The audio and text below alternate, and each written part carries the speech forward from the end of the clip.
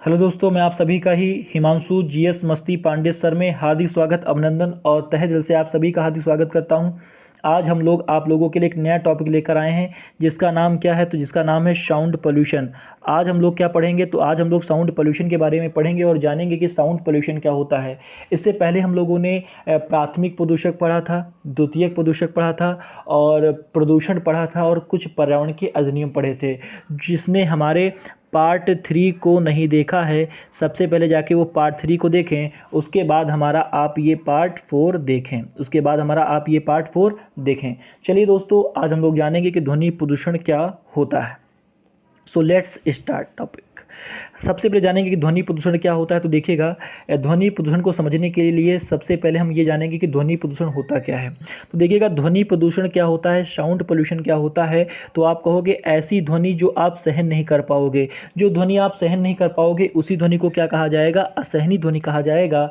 और जब असहनीय ध्वनि आपके कानों में जाएगी तो वह पीड़ा उत्पन्न करेगी, और जब वह पीड़ा उत्पन्न करेगी तो उसे कहा जाएगा क्या, ध्वनि प्रदूषण। यानी जो ध्वनि आप सहन कर पाओगे वो आपके लिए मनोरंजन होगा, वो आपके लिए सुनने में सहन क्षमता आपकी होगी, तो वो प्रदूषण नहीं कहलाएगा। और जहाँ आपकी सहनशीलता और क्षमता से बाहर हुई तो वह ध्वनि कहलाएगी क्या, असहनीय ध्वनि कहलाएगी, और वही कहलाएगा क्या, ध्वनि प्रदूषण कहलाएगा। तो बहुत आसान सी डिफिनेशन है कि जो ध्वनि आप सहन नहीं कर सकते, यानी असहनीय ध्वनि को आप सहन नहीं कर पाओगे, तो वही आपका कहलाएगा क्या, ध्वनि प्रदूषण कहलाएगा। एक बात मेरे मित्र ध्यान रखना कि अगर कभी ना कभी किसी व्यक्ति को बुखार आता है तो कोई ना कोई उसका क्या होता है, रीज़न ये था कि अगर किसी व्यक्ति को सपोज दैट बुखार आया तो वह छत पर खूब नहाया होगा, तो वो क्या हो गया, उसका रीज़न हो गया। और अगर किसी व्यक्ति को बुखार आ गया है नहाने के बाद तो वो क्या हो गया, प्रभाव हो गया।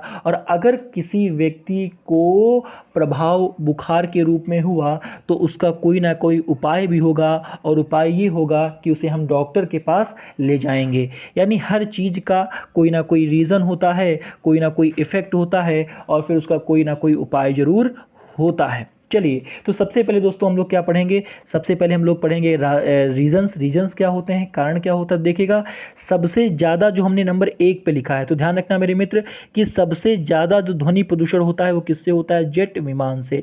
पेपर में एक बार क्वेश्चन पूछा गया था कि सर्वाधिक ध्वनि प्रदूषण किससे होता है, तो ध्यान रखना सर्वाधिक ध्वनि प्रदूषण जेट विमान से होता है।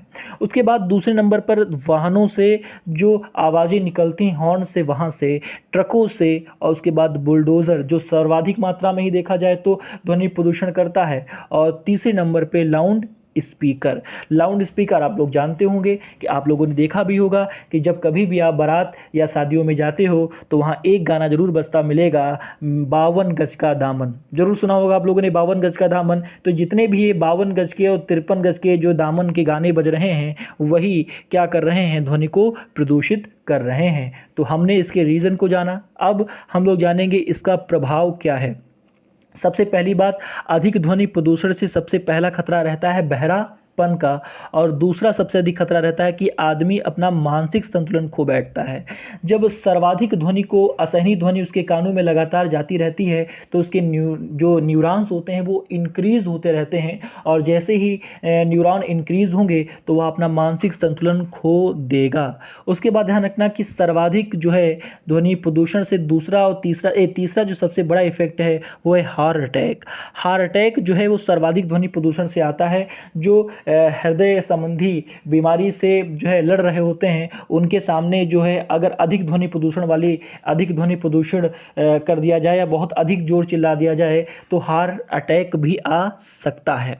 उसके बाद ध्यान रखना, जो सबसे लास्ट और सबसे अच्छा रीज़न है वो है चिड़चिड़ापन। अगर कोई व्यक्ति अधिक ध्वनि प्रदूषण वाले क्षेत्र में रह रहा है तो उसके चिड़चिड़ापन आ जाता है, इसलिए ऐसे व्यक्तियों से बहुत दूरी रहना चाहिए, बड़े खतरनाक होते हैं ऐसे व्यक्ति।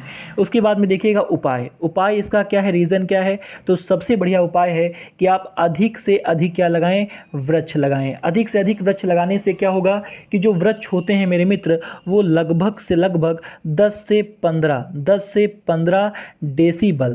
15 डेसीबल तक की आवाज़ को क्या कर लेते हैं, अवशोषित कर लेते हैं। तो ध्यान रखना, अगर आपसे कोई व्यक्ति पूछे कि वृक्ष कितने डेसीबल तक की आवाज़ को अवशोषित कर लेते हैं, तो आप कहना 10 से 15 डेसीबल तक की आवाज़ को अवशोषित कर लेते हैं। इसलिए इसलिए अधिक से अधिक क्या लगाएं, वृक्ष लगाएं। और सबसे अगली बात, वाहनों की लगातार क्या कराते रहें, सर्विस कराते रहें, उनकी मरम्मत कराते रहें। ये सबसे बढ़िया रीज़न है। चलिए इसके बाद एक बात यहाँ पे देखिएगा, नोट करके लिखी हुई, इसको ज़रूर आप लोग नोट करिएगा, ये आपके पेपर की दृष्टि से बहुत ज़्यादा इम्पॉर्टेंट है। तो ध्यान रखना, इसमें क्या कहा गया है, इसमें ये कहा गया है कि सर्वाधिक जो ध्वनि प्रदूषण होता है वो किससे होता है। मैंने आपको ऊपर बताया था, सर्वाधिक ध्वनि प्रदूषण जो होता है मेरे मित्र, वो जेट विमान से होता है। या पेपर में सर्वाधिक बार पेपर में क्वेश्चन पूछा गया है कि सर्वाधिक ध्वनि प्रदूषण किससे होता है, तो आप कहोगे जेट विमान से होता है। तो आई थिंक ये आपको इतना सारा समझ में आया होगा। अब हम लोग आगे बढ़ते हैं। चलिए देखिएगा, सबसे पहली बात तो ये है कि आपका जो ध्वनि का वेग है वो कितना होता है, तो आप लोग ध्यान रखना, ध्वनि का वेग होता है 332 मीटर प्रति सेकंड। या कई बार पेपर में पूछा गया है कि ध्वनि का वेग कितना होता है, तो आप कहोगे ध्वनि का जो वेग होता है वो होता है 332 मीटर प्रति सेकंड। आप लोग अच्छे अच्छे नोट्स बनाते रहिएगा, ठीक है, और आशा और उम्मीद है कि आप लोग बना भी रहे होंगे, ठीक है। आगे देखिएगा, ध्वनि की तीव्रता जो होती है वो किस में मापी जाती है, तो ध्यान रखना, ध्वनि की तीव्रता डेसीबल में मापी जाती है। किस में मापी जाती है, तो ध्वनि की तीव्रता डेसीबल में मापी जाती है, जबकि डॉप्सन से ओजोन परत की मोटाई मापी जाती है। इसके बाद अगली बात आप लोग ध्यान रखना कि ध्वनि की जो आवृत्ति का मापन है वो किससे किया जाता है, तो ध्वनि की आवृत्ति का मापन मेरे मित्र हर्ट्ज से किया जाता है। किससे किया जाता है, हर्ट्ज से किया जाता है। इस बात को आप लोग ध्यान रखना। WHO का नाम आप लोगों ने सुना होगा, वर्ल्ड हेल्थ ऑर्गेनाइजेशन का नाम आपने सुना होगा, जिसका मुख्यालय जिनेवा में बना हुआ है। तो इसके बारे में हम लोग एक बार डिस्कस करते हैं। WHO ने हम लोगों को एक बात बताई, अगर ये बताता ना तो पता भी ना चलता। इन्होंने कहा कि दिन में 45 डेसीबल तक की आवाज़ होनी चाहिए। अगर इससे अधिक आवाज़ हुई तो वो क्या उत्पन्न कर देगा, तो उत्पन्न कर देगा खतरा, यानी हानिकारक है। ये WHO के अनुसार है। दूसरी बात कहा कि नाइट में जो आवाज़ होनी चाहिए वो 35 डेसिबल होनी चाहिए। अगर इससे अधिक आवाज़ हुई तो वो भी क्या उत्पन्न कर देगा, खतरा उत्पन्न कर देगा। यानी पेपर में यहाँ से क्वेश्चन ऐसे पूछा जाएगा कि WHO के अनुसार दिन में कितने डेसिबल तक की आवाज़ को निर्धारित किया गया, तो आप कह देना 45 डेसिबल तक की आवाज़ को क्या किया गया, निर्धारित किया गया। और अगर पूछे कि रात में कितने डेसिबल तक की आवाज़ को निर्धारित किया गया, तो आप लोग कह देना 35 डेसिबल तक की आवाज़ को क्या किया गया, निर्धारित किया गया। तो आशा और उम्मीद ये समझ में आप लोगों को आया होगा। अब आगे बढ़ते हैं। और देखते हैं अगली बात। देख रहे होंगे कि यहाँ पे बहुत सारे पेड़ लगे हुए हैं। एक ये पेड़ लगा है, एक ये लगा है, एक ये लगा, एक ये लगा, फिर ऐसे देखा होगा आप लोगों ने, यहाँ से पूरे पेड़ लगे हुए हैं। ध्यान रखना, जो एक क्रमांक वाइज जो बिल्कुल सीधे ऐसे लाइन से बिल्कुल जो पेड़ लगे हुए हैं, ऐसे पेड़ जो लगाए जाते हैं वो फैक्ट्रियाँ जो होती हैं ना, जो फैक्ट्रियाँ होती हैं उनके किनारे ऐसे बहुत सारे वृक्ष लगाए जाते हैं। सर इन वृक्षों को ऐसे लगाने का रीज़न क्या रहा, उन वृक्षों को ऐसे लगाने का रीज़न और कारण क्या रहा, तो आप लोग ध्यान रखना, इन वृक्षों को बिल्कुल लाइन से लगाने का एक रीज़न ये रहा कि जो वृक्ष होते हैं, मैंने अभी आपको बताया, जो वृक्ष होते हैं वो 10 से 15 डेसिबल तक की आवाज़ को अवशोषित कर लेते हैं। इसीलिए सरकार ने एक प्रोजेक्ट लगाया, कहा कि जो रोडों के किनारे हैं जहां से सर्वाधिक ध्वनि उत्पन्न होती है, जितनी भी फैक्ट्रियां हैं जहां से सर्वाधिक ध्वनि प्रदूषण होता है, वहां पे क्यों ना हम लोग एक प्रोजेक्ट स्टार्ट करें। कहा कौन सा प्रोजेक्ट स्टार्ट करें, कहा हम लोग एक प्रोजेक्ट स्टार्ट करेंगे। और दोस्तों उस प्रोजेक्ट का नाम इन्होंने क्या रखा, तो उन्होंने उस प्रोजेक्ट का नाम रखा ग्रीन मफलर। क्या नाम रखा दोस्तों, ग्रीन मफलर उसका नाम रख दिया मेरे मित्र। उसका नाम क्या रख दिया, ग्रीन मफलर इन्होंने नाम रख दिया। और ग्रीन मफलर में एक ही काम होता था ग्रीन मफलर में एक ही काम होता था कि ग्रीन मफलर जो था वो ऐसे क्षेत्रों में पौधे लगाए जाते थे जहां से सर्वाधिक ध्वनि उत्पन्न हो सकती थी। और इसी प्रोजेक्ट का नाम सरकार ने दिया क्या, ग्रीन मफलर। आपसे पेपर में क्वेश्चन पूछा जाता है कि ग्रीन मफलर किससे संबंधित है, तो आप कह देना कि जो ग्रीन मफलर है मेरे मित्र वो साउंड पोल्यूशन से संबंधित है, वो ध्वनि प्रदूषण से संबंधित है। और इसमें क्या किया जाता है, इसमें लाइन से इस प्रकार से पौधे लगाए जाते हैं। दोस्तों एक आपसे क्वेश्चन पूछ सकता है कि ऐसा कौन सा वृक्ष है जो सर्वाधिक मात्रा में ध्वनि को अवशोषित कर सकता है, तो मेरे मित्र आप कहना एक पेड़ है ऐसा, उसका नाम है सीता अशोक। और सीता अशोक एक ऐसा वृक्ष है जो सर्वाधिक मात्रा में ध्वनि को क्या कर लेता है, ऑब्जर्वेशन उसका कर लेता है। चलिए आशा और उम्मीद समझ में आया होगा। अब आगे हम लोग बढ़ते हैं और देखते हैं। देखिएगा इसके बाद में देखो यहाँ पे एक बात लिखी हुई है, वही देखो बात लिखी गई है कि सड़कों के किनारे, कारखानों व अधिक ध्वनि प्रदूषण वाले क्षेत्रों में एक लाइन में जो वृक्ष लगाए जाते हैं उन्हें दोस्तों ग्रीन मफलर कहा जाता है। जो मैंने अभी आपको ऊपर समझाया वही यहाँ पे लिखा हुआ है। एक बात यहाँ पे WHO ने कही कि WHO के अनुसार 100 डेसिबल की अधिक आवाज़ सुनना मानव के लिए हानिकारक है। अब एक बात इन्होंने कहा कि आप सोच रहे होंगे सर अभी आपने बताया कि WHO ने कहा है कि दिन में आवाज़ इतनी होनी चाहिए जबकि रात में इतनी, तो WHO ने दिन का बताया, रात में बताया, लेकिन ये भी बता दिया WHO ने कि कितनी आवाज़ मानव के लिए हानिकारक हो सकती है। अगर दिन में पूछेगा तो 45, रात में पूछेगा 35, लेकिन अगर WHO के अनुसार पूछ लिया गया कि कितने डेसिबल की आवाज़ मानव के लिए हानिकारक है तो आंसर क्या लगा के आओगे? आंसर लगा के आओगे 100 डेसिबल, तभी आपका सही माना जाएगा। चलिए इसके बाद दोस्तों अगला देखते हैं कि विभिन्न भवनों हेतु कुछ निर्धारित की गई हैं ध्वनि, और पूछा जाता है कि कहाँ से कितनी ध्वनि उत्पन्न होती है। तो हॉस्टल में जो लड़के रहते हैं ना, बड़ा मटरगस्ती करते हैं, हॉस्टल में रह के खूब शोर शराबा करते हैं, खूब मज़ा लेते हैं वहाँ पे जो है रहने का। हमें तो अपने भी हॉस्टल के दिन याद आ जाते हैं और हम भी बड़ा हॉस्टल में मटरगस्ती किया करते थे। चलिए छोड़िए, फिर बाद में ऑफलाइन क्लास में डिस्कस किया जाएगा। तो हॉस्टल की अगर बात की जाए तो हॉस्टल जो आवाज़ उत्पन्न करता है वो 35 से 40 डेसिबल तक की आवाज़ को उत्पन्न करता है। अगर पूछे निजी कार्यालय, तो ध्यान रखना निजी कार्यालय से कई बार पेपर में क्वेश्चन पूछा गया, ये बहुत इंपॉर्टेंट है। तो निजी कार्यालय 40 डेसिबल से 45 डेसिबल तक की आवाज़ को उत्पन्न करता है।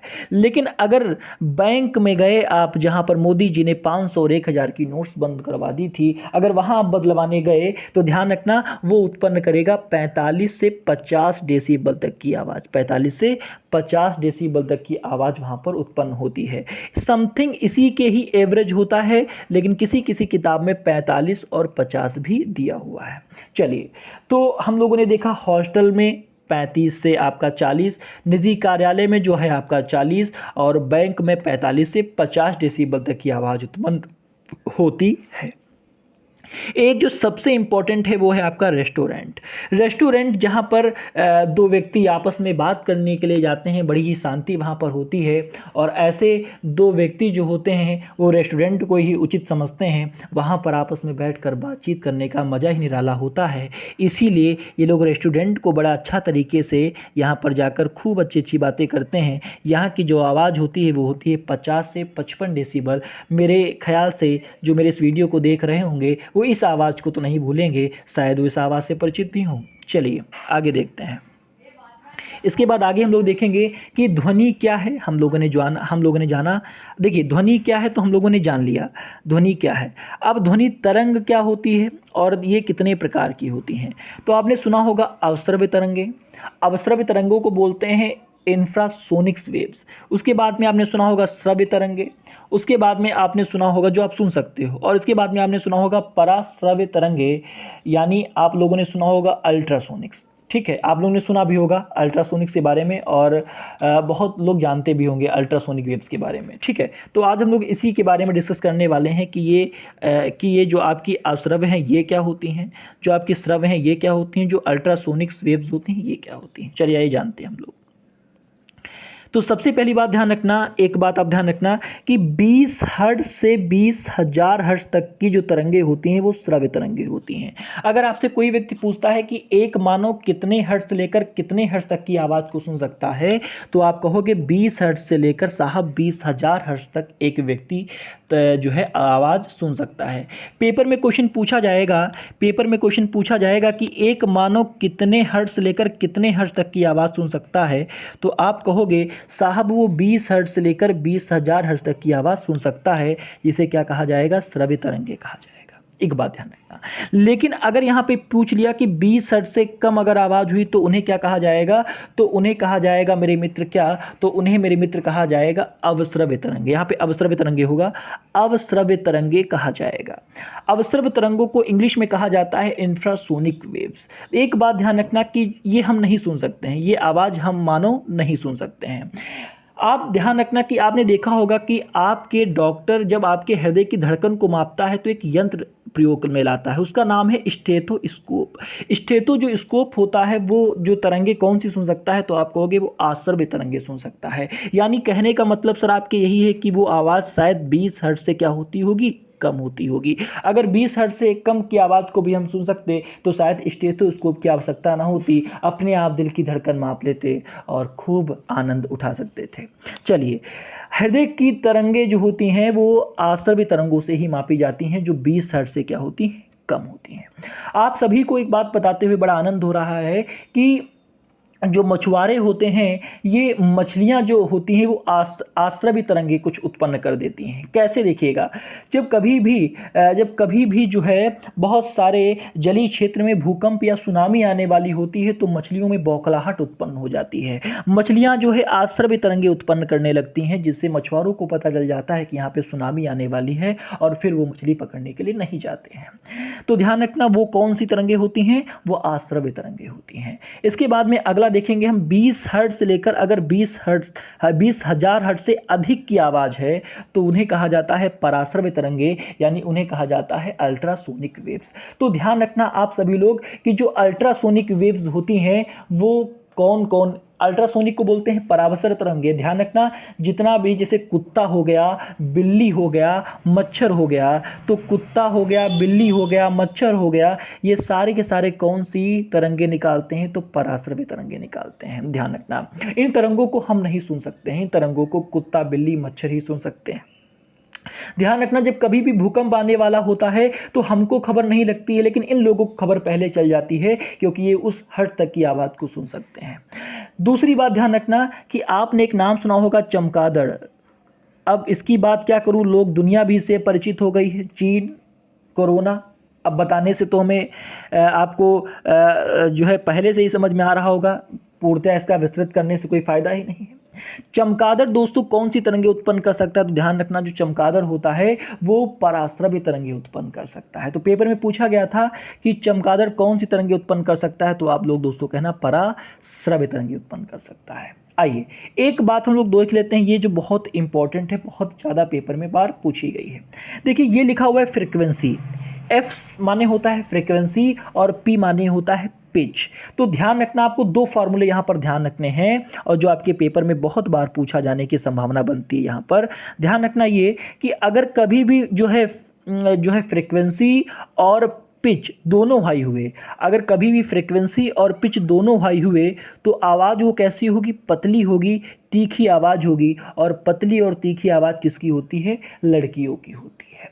इसीलिए दोस्तों कहा जाता है कि जो है जब भी तीखी आवाज़ में कोई वार करती हैं तो वो बात लड़कों की कहाँ लगती है, दिल में लगती है। इसीलिए दोस्तों आप लोग इस बात को बिल्कुल ध्यान रखिएगा, इसको याद रखिएगा कि अगर फ्रिक्वेंसी हाई हुआ और पिच भी हाई हुआ तो आवाज़ पतली होगी, तीखी होगी, और ऐसी आवाज़ किसकी होगी, लड़कियों की होगी। भरना तो लड़कों को पड़ता है, नीचे देखिएगा यहाँ पे लिखा है फ्रीक्वेंसी, यहाँ पे लिखा है पिच। अगर फ्रीक्वेंसी और पिच दोनों लो हुए, अच्छा जब इन लोगों की आवाज़ हाई हो जाएगी तो हम लड़कों को क्या होगा, हम लड़के खुद अपने आप में आवाज़ को क्या कर लेंगे, लो कर लेंगे। क्या कर लेंगे, लो कर लेंगे। हम यहाँ पर किसी को गलत नहीं कह रहे हैं, केवल याद कराने के लिए आपको एक माध्यम बता रहे हैं। तो अगर फ्रीक्वेंसी और पिच दोनों लो हुआ तो आवाज़ कैसी हो जाएगी, भैंसे की तरह भारी हो जाएगी। और ऐसा किन में होगा, लड़कों में होगा, जो हम लोगों में है। इस लड़के जो वीडियो देख रहे हैं इस बात को भी स्वीकारें, ठीक है। तो एक हाई वाला कॉन्सेप्ट, एक लो वाला कॉन्सेप्ट आप लोग ध्यान रखिएगा। चलिए इसको समझ में आप लोगों के आया होगा। अब आगे बढ़ते हैं। कुछ इसके नियम हैं, ध्वनि संबंधी कुछ नियम हैं, कुछ लॉ हैं, कुछ लॉ बनाए गए हैं, कुछ कानून बनाया गया है। इसके लिए कुछ क्या बनाया गया है, कानून बनाया गया है। तो आइए उस कानून को भी हम लोग जान लेते हैं, कौन कौन से इसके लिए कानून बनाए गए हैं। चलिए आइए हम लोग लॉ को देखते हैं। अब देखिएगा, सबसे जो पहली बात वो ये है कि ध्वनि प्रदूषण संबंधी कौन कौन से कानून बनाए गए। सबसे पहली बात, आपका सबसे पहला क्वेश्चन ये बनता है कि वायु प्रदूषण नियंत्रण बोर्ड कब बना। पिछली वाली वीडियो में मैंने बताया था, वायु प्रदूषण नियंत्रण बोर्ड 1981 में बना। इसी के तहत ध्वनि प्रदूषण बोर्ड 1987 के तहत इसी में शामिल कर लिया गया। मैं इसको समझाने का प्रयास करता हूँ, समझिएगा बहुत ध्यान से। इसमें यह बात कही गई है कि वायु प्रदूषण नियंत्रण बोर्ड 1981 में बना, तो इसने कहा कि हम वायु संबंधी सारी चीजें तो देखेंगे ही देखेंगे, कहां कहां वायु प्रदूषण हो रहा है, साथ में ध्वनि प्रदूषण का बोर्ड अलग से बनाने की कोई जरूरत नहीं है। आप इसी बोर्ड को हमारे वाले बोर्ड में क्या कर दो, मर्ज कर दो, जोड़ दो। तो ये वाली जो बात, ध्वनि वाली जो बात उठी, ये कब उठी, 1987 में उठी, और इसी को जोड़ दिया गया किस वाले बोर्ड में, तो वायु प्रदूषण वाले बोर्ड में। तो क्वेश्चन कैसे बनेगा, तो क्वेश्चन इस प्रकार से बनेगा। पहला क्वेश्चन है, वायु प्रदूषण नियंत्रण बोर्ड की स्थापना कब हुई, तो कहोगे 1981। सर वायु प्रदूषण बोर्ड जो है वो क्या केवल वायु प्रदूषण नियंत्रण बोर्ड की ही जानकारी देता है, तो कहोगे सर वो इसकी तो जानकारी देता ही देता है, साथ में ध्वनि प्रदूषण बोर्ड की भी जानकारी देता है। सर इसको शामिल इसमें कब किया गया, तो कहोगे 1987 में शामिल किया गया। यानी एक तरफ से हम ये भी कह सकते हैं कि ध्वनि प्रदूषण नियंत्रण बोर्ड कब बना, 1987 में बना। चलिए अब दूसरी बात देखते हैं। सर्वोच्च न्यायालय के अनुसार रात्रि 10 बजे से शाम सुबह 4 बजे तक अधिक ध्वनि को प्रतिबंधित कर दिया गया। सर्वोच्च न्यायालय ने एक फरमान जारी किया और कहा कि शाम को 10 बजे से लेकर सुबह 4 बजे तक आप अधिक जो है शोर नहीं मचा सकते हैं। इसीलिए जब आप कभी भी किसी पार्टी में जाते होंगे तो वहां लिखा रहता होगा कि यहां पर फायरिंग करना सख्त मना है, आज्ञा से पुलिस अधीक्षक, क्योंकि अगर आपने गोली ज़्यादा चलाई तो बाद में आपको फिर डंडे झेलने पड़ सकते हैं। तो ये आप ध्यान रखना। और तीसरा सबसे अधिक बढ़िया पॉइंट ये है कि इसमें किस धाराओं के तहत सजा मिलती है, तो धारा 268, धारा 291, धारा 292 के तहत सजा का क्या किया गया, प्रावधान किया गया। आप सभी लोगों को आशा और उम्मीद है ये पूरी बात समझ में आई होगी। हम लोग फिर मिलेंगे अगले चैप्टर में। अभी ध्वनि प्रदूषण खत्म नहीं हुआ है, अभी बहुत सारी चीज़ें हैं जो आपको बतानी है और आपको दिखानी है। आप हमारे GS with Himanshu Pandey channel को सब्सक्राइब कर दीजिएगा अगर आप लोग नए हैं। आशा और उम्मीद है आप सभी लोगों को वीडियो अच्छा लग रहा है। जो हमारे इस वीडियो को लाइक कर रहे हैं और शेयर भी कर रहे हैं और सब्सक्राइब भी कर रहे हैं, वो नीचे आकर अपना कमेंट दे सकते हैं। जिनको इनमें सुधार लाने की आवश्यकता है वो भी अपना कमेंट दे सकते हैं। बहुत बहुत धन्यवाद, बहुत बहुत धन्यवाद आप सभी का।